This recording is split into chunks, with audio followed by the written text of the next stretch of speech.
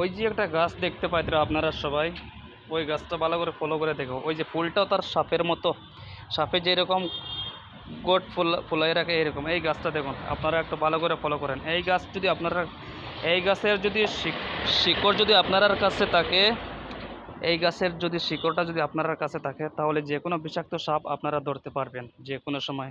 কিন্তু ধরার নিয়মটা কিন্তু আপনারা জানতে হবে। কিন্তু এই গাছ ভালো করে ফলো করেন, এই গাছের শিকড়টা যদি আপনার কাছে থাকে, তাহলে যে কোনো সময় আপনারা সাপ ধরতে পারবেন। এই দেখেন গাছটা, অনেকে ফুল মনে করে, কিন্তু ওইটা আসলে ফুল না, ওইটা হচ্ছে সাপ ধরার গাছ।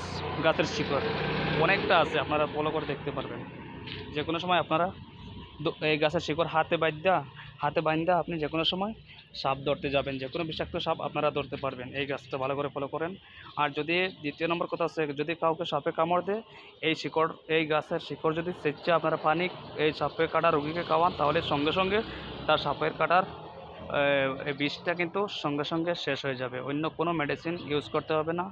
আপনারা শুধু এই গাছের শিকড়টা যদি আপনারা এই গাছের শিকড় আপনারা চেঁচে ভালো করে যদি রোগীকে পান করান। এই দেখেন, আরও দেখেন, এখানে আরও অনেক গাছগুলো আছে, আপনারা ফলো করেন দেখেন।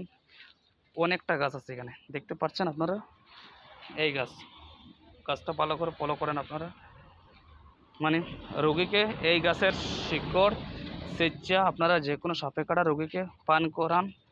একটু 2 চামচ পরিমাণ যদি রসগুলো যদি পান করাতে পারেন, তাহলে ওই রোগীর বিষ পানি হয়ে যাবে।